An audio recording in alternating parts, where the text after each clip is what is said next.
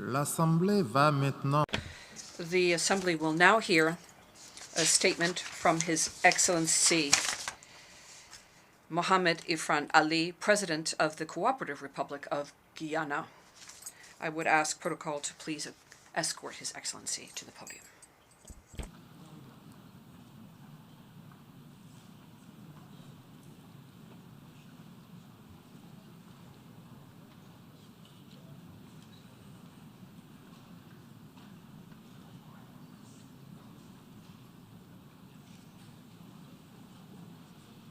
Au nom de l'Assemblée générale, On behalf of the General Assembly, I have the honor of welcoming His Excellency Mohamed Irfaan Ali, President of the Co-operative Republic of Guyana, and I invite him to address the Assembly. Mr. President, I extend my heartfelt congratulations on your election as President of the 77th session of the United Nations General Assembly. I'm confident that your stewardship will lend further credence to the impactful role of multilateralism in resolving global challenges. I thank your predecessor, Mr. Abdullah Shahid, for his shrewd leadership over the past year. I had the distinct privilege of welcoming him recently to Guyana and benefiting from his experience in championing an inclusive future for our youth. Congratulations to him, the Secretary General, and the General Assembly for the recently passed resolution on the establishment of a United Nations Youth Office. 1 month ago in Guyana, I launched the Youth Advisory Council as part of my government's commitment to ensure the involvement of young people in decision-making and development as the government work towards building Guyana's future. We are living in a troubled world which has lost its balance. Indeed, our collective actions as leaders today will convey to the next generation that their aspirations, their future, and that of the planet are worth fighting for. The international community is facing a series of interlocking challenges: a global pandemic, climate challenges, energy and food crisis, and interstate conflicts. As a consequence of the pandemic, approximately 97 million more persons are living on less than $1.90 per day, significantly increasing the global poverty rate and inequalities. The developing world lost revenues and income that were earmarked for the achievement of many sustainable development goals, pushing us further away from our 2030 targets. A UN report in March 2022 spoke definitively to the unequal distribution of COVID-19 vaccines and its impact on widening economic disparity between the rich and the poor. The study found that low-income countries could have increased their GDP by $16.7 billion in 2021 if they had a similar vaccination rate as high-income developed countries. How are we going to address this inequality? How are we going to address this injustice? Guyana's position is that there must be an immediate re-examination of the financing gap and the debt portfolio of the developing countries to open fiscal space and create an opportunity for recovery, bridging the gap, and attaining the SDG goals. Guyana welcomes the global initiatives around pandemic preparedness. It is imperative that we collectively discuss how to address any potential pandemic and health threats so that we are better equipped in the future to avoid the inequalities that exist. Mr. President, Excellencies, the global food security problem has disproportionately affected us. The prevalence of moderate and severe food insecurity trended upwards since 2014, with an estimated increase in 2020 equaling that of the previous 5 years combined. In 2020, 2.37 billion of the world's population were food insecure.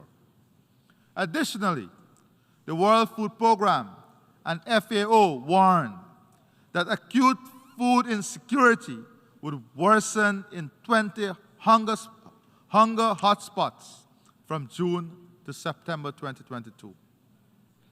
Since the start of the pandemic, global food prices have surged by 65% and are expected to remain high in the medium term as a result of supply chain constraints, a hike in energy costs, higher shipping costs, climate issues, the war in Ukraine, and the fertilizer crisis. Further, since the onset of the Russia-Ukraine war, global food prices increased sharply, reaching an all-time high in February 2022. The FAO projects that the production of cereals, a crop relied on the most in the world, would decline by 40 million tons, or 1.4% when compared to the preceding year. The global food import bill trajectory is a whopping 1.8 trillion this year, a record high. The global food import bill is projected to rise by 51 billion from 2021, 49 billion of which reflects higher prices. The question is, what are we going to do about this? Can the reversal of export bans on rice and wheat and freeing up of grains help the situation? The answer is a resounding yes. For example, export bans of rice from India and wheat from Russia contributed to a price increase of 12.3% and 9% for rice and wheat respectively. As world leaders, we must find the balance now. In honoring our commitment to promote peace, stability, respect for territorial integrity and democracy, and the human rights for all, we must work collectively to prevent situations that can widen inequality and create social and economic havoc. Now is the time for us to decide if a new approach is needed to guarantee food security, energy security, climate security, access to health care and quality education, and security from conflicts and wars. According to the World Bank and Global Trade, between January to February 2022, 135 policy measures were announced or implemented that affected trade in food and fertilizer. During the same period, 34 nations imposed restrictive export measures on food and fertilizers. The questions therefore are whether globalization is only applicable under normal conditions, or whether it is opportunistic and its application, and when a crisis arises, we lock ourselves in and forget about multilateralism and globalization. The evidence is glaring. COVID-19 vaccination and now access to food and fertilizer. A welcome initiative is the FAO's Global Food Import Financing Facility, which seeks to respond to the prevailing soaring food import costs and addressing the needs of the most exposed. However, there is need to revise the eligibility criteria to accommodate countries beyond the categories of low-income and low-middle-income groups. This narrow grouping heightens the chance that many at-risk, economically vulnerable countries, such as the Caribbean, with large food and food import needs, will be excluded. Mr. President, Excellencies, we all recognize that there is a climate crisis.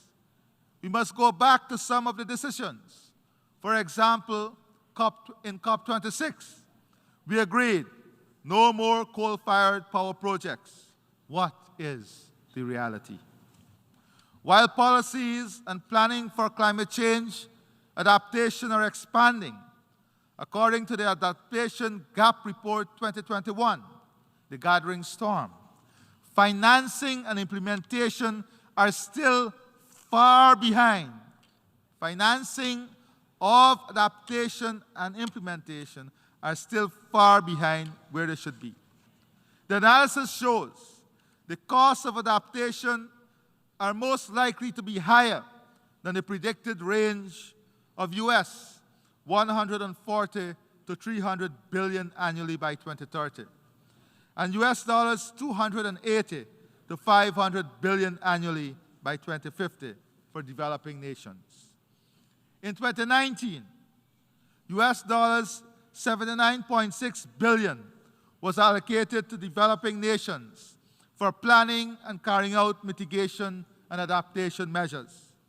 The gap between predicted adaptation costs and existing public adaptation financial flows is generally growing and ranges from 5 to 10 times more.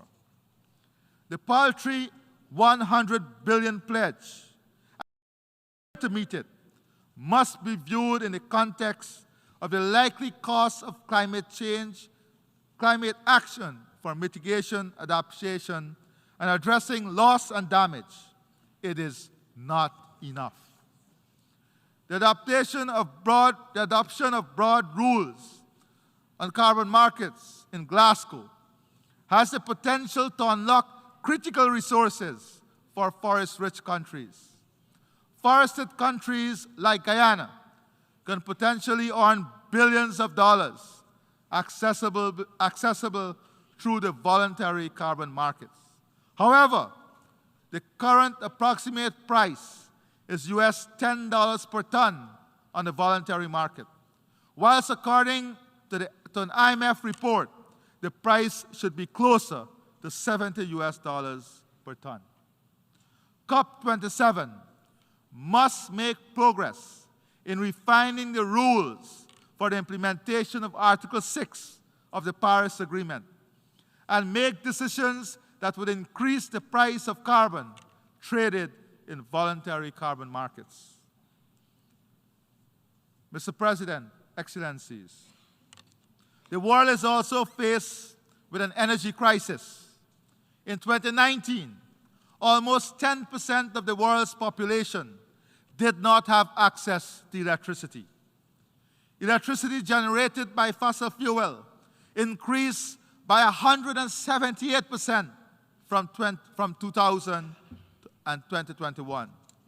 Electricity generated from coal increased by 173% from 2000. Based on a recent energy outlook from the US Energy Information Administration, coal-fired generation is expected to be a key energy component as a result of several factors, including a drop in the share of natural gas and rising oil prices. Whilst all of this is occurring, the global energy demand is projected to increase by 47% in the next 30 years. According to the IEA, global electricity demand grew by 6% in 2021 and is projected to grow by 2.4% in 2022, of which only 50% is expected to be met from renewables. As such, the other 50% would have to be met from non-renewable energy sources. Furthermore, analysis by the IEA indicates that getting on the path to net zero emissions by 2050 would require a threefold increase in the current level of investments in the clean energy transition to about $4 trillion by 2030. The question is, therefore, how do we realistically strike this balance? This conversation must be practical, comprehensive, and fact-based. We all recognize that adjustments must be made to save our planet. But how will we craft this adjustment, considering the energy and food crisis, which are also critical, and ensure that inequality and access do not widen? In this energy transition, fossil fuel remains necessary. In this context, we are convinced that new entrants like Guyana must be part of this balanced approach. Even as a new entrant, Guyana proposed at COP26 the removal of subsidies from fossil fuel production and advocated the need for a strong global carbon price. We, however, do not believe that new entrants should be punished by removing access to financing and increasing costs of financing. This, in effect, will protect an existing monopoly, drive up the cost of investment, and deliver a higher price product. Mr. President, Excellencies, we are committed to building a Guyana that addresses issues of food security, climate change, energy security, and inequalities within our country and the region. Under the banner of One Guyana, my government has embarked on many initiatives to help bridge the gaps of inequality and access. We are on a path to reduce Guyana's food import bill and increase food security through increased cultivation and investment in new technology, climate-smart agriculture, all aimed at positioning Guyana as a leading food producer in CARICOM. Providing incentives, capital, land, and opportunities for youth and women to participate in agricultural transformation. To this end, you've earmarked 35% of all new agro-businesses to be led by women and have increased youth participation in agriculture with the use of technology by more than 40%. We are pursuing a low-carbon development strategy which aims at creating a model for value ecosystem services and sustainably developing and managing the blue economy, investing in clean energy and stimulate low-carbon growth, protecting against climate change and biodiversity loss, alignment with global climate and biodiversity goals. Our forests, which is the size of England, stored 19.5 gigatons of carbon with a deforestation rate of less than 0.05%. We intend to continue the sustainable management of our forests as a key national and global good. Having already achieved net zero, we are working steadfastly in our transition from a 2020 status of 95% dependence on heavy fuel oil and diesel to an energy mix which includes hydropower, solar, wind, and natural gas, from which more than 500 megawatts of new generating capacity will come on stream, of which 87% of this generated energy will be from clean and renewable sources. Human resource transformation through education is a key driver of our development. The achievement of inclusive and equitable quality education and promotion of lifelong learning opportunities are all inextricably linked to attaining our Sustainable Development Goals, including full employment, poverty eradication, and gender equality. Access to free, quality primary and secondary education will soon be followed by free tertiary education. The government of Guyana has invested in our indigenous communities, in infrastructure, education, training, healthcare, and installing internet access capabilities. And we have commenced the training of our workforce for 2030 and beyond. Soon, we will be offering coding skills at our primary school, primary and secondary levels. Mr. President, Excellencies, gender equality and the empowerment of women and girls in all spheres of life, of national life, is a priority. We are committed to ensuring equal access to education for girls and boys. Indeed, more girls are attending school in Guyana and graduating from university. Our focus now includes ensuring that our boys are not left behind. We have initiated several programs to create earning and employment opportunities for women and promote their financial independence. Recognizing that empowerment is inextricably linked to addressing the root causes of and eradicating discrimination and gender-based violence. To achieve balanced growth and sustainable and resilient development for Guyana, our strategies must focus on developing a diversified economic base, strengthen our agricultural and food production system, human resource transformation, investing in the social sector to deliver world-class health, education, and housing for all our people, ensuring an inclusive and equitable society in which prosperity is enjoyed by all, building our future through the strengthening of our democratic values and respect for the rule of law. Mr. President, Excellencies, as part of the global family, Guyana subscribes to a rule-based international order, as well as the need for a resurgence of political will and commitment to protect the multilateral architecture.